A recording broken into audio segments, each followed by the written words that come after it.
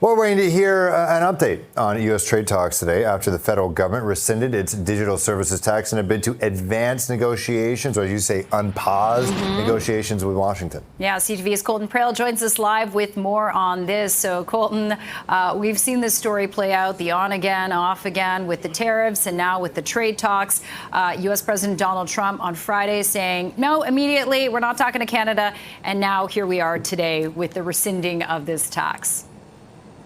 Yeah, this is all part of the negotiation process. Now, this is an interesting element because the DST has been a thorn in the side, not just of the Trump administration, but multiple U.S. administrations. Joe Biden disputed this under the free trade agreement, the CUSMA free trade agreement that exists between Canada, U.S. and Mexico.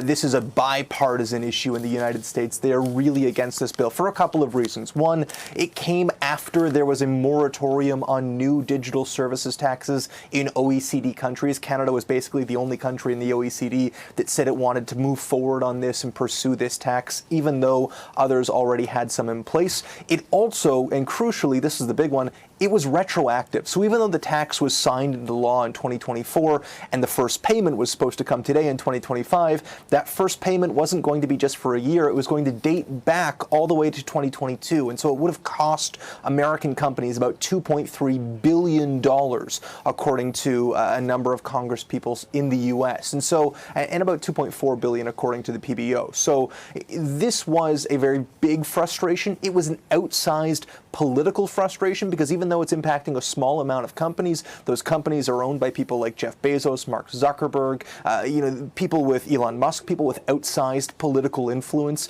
who can really force the issue. And so this has been something that's been contentious between Canada and the U.S. for quite some time. We've seen Canada now back off. They say they're going to rescind the legislation in full. It's restarting trade talks. Critics have said perhaps Canada played their hand a little too early with this. They potentially could have delayed rather than fully rescinding the bill. But regardless, it's being framed by the Canadian government as being vital to progressing those trade talks. And we do know there's been a call since with Donald Trump and Mark Carney, as well as a call between Scott Bessent, the U.S. Treasury Secretary, and François-Philippe Champagne, our finance minister. So it does seem like things are back on the table and those negotiations are progressing once more. All right. Colton Praill, live from Ottawa, clearly. Thanks so much. We appreciate it. Anytime.